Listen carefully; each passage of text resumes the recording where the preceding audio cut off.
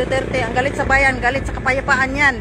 Sinisiguro ng Davao del Norte Police Office na hindi na muling makapaghasik ng kaguluhan at lagim ang grupo ni Dato Adlao. Maliban kasi sa 10 kaso, kasali na dito ang public alarm and scandal. Nadagdagan pa ng isang kaso na non-billable ang kakaharapin ni Jorgito C. Santisas aka Dato Adlao at Bae Lourdes Infante.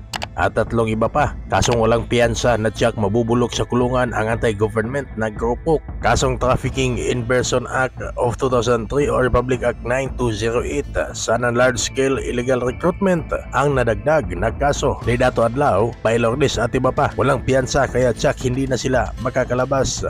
Sa panahong ito ay patuloy pa rin ang 24 hours monitoring ng mga pulis sa Barangay Sabang, Surigao City kung saan nakatira ang nasabing mga responsable sa pamamadlak ng mga business establishment sa Surigao City habang naghihintay na lang ang mga otoridad sa warrant of arrest na isi-serve ng korte na ipapalabas ng korte para tuluyan ng puksain at hulihin ang sinasabing bagong organisasyon na kulto sa Surigao City.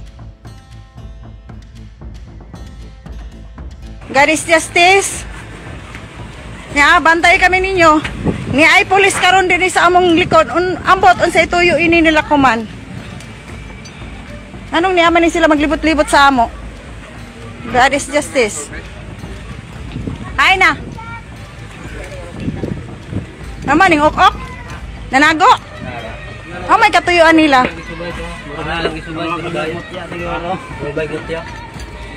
Sa may ilang tuyo din he. Abre ra kung get kay magawas ako.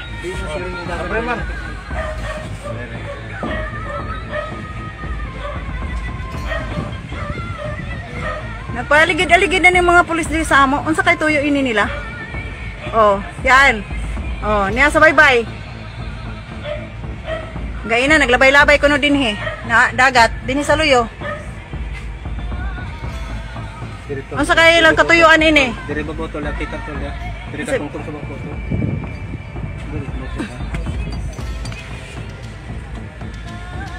Ano nagtap-tap ra ba? Nagtabon na nilang mga naong. Unsa may ipabuot pasabot nila ini hadlokon kami din he. Nasa likod sa amo din he. Kuan. Tribal. Nagtabon sa ilang mga naong. Nagawas na? Ha? Ako'y tawag anak ron. Okay. Istoryahon ko ni.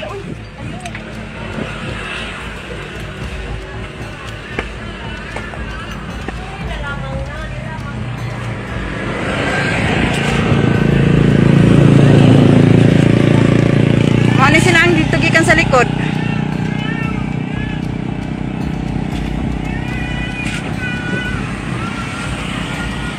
Patanggal ng ilang tap-tap sa naong, napoy isa nagtap-tap pa. Gihimo ko ni para proteksyon sa amo din he. Kay init kayong gobyerno din he karon sa Surigao sa amo.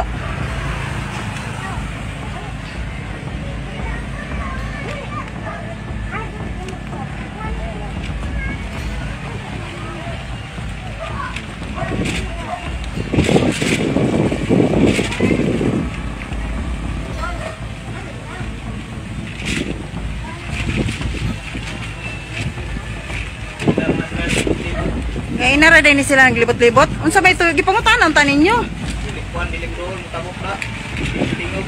Aw. Na. Unsa ba ituyo nila? Anong libot-libutan man ta nila din eh. Nawa man ta manghilabot nila. Nagpuyo ra man ta di sa sulod. Ito sila atong fake news nga ilang gidakop nga mga kauban nato nga ni gawas din he kay manguli unta sa ilaha. Ilang giharangan, kuman gibuhat-buhatan nila istorya karon dito sa police station, wa nila pagawasa ang mga diplomat nga ilang gikuha din he. Gidakop nila. Ibis kay manguli na kato sa ilang lugar, gipanguha.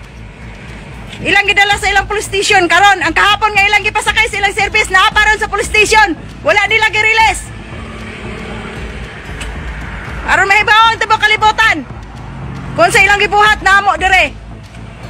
Dugang ni sa ilang sala sa Federal Tribal Government of the Philippines. God is justice.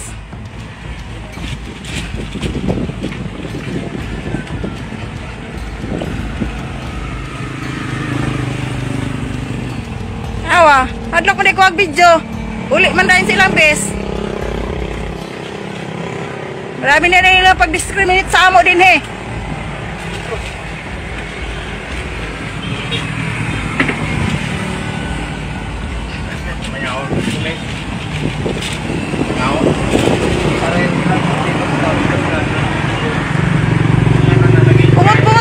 Pumot na kayo na sila sa ako, kuman.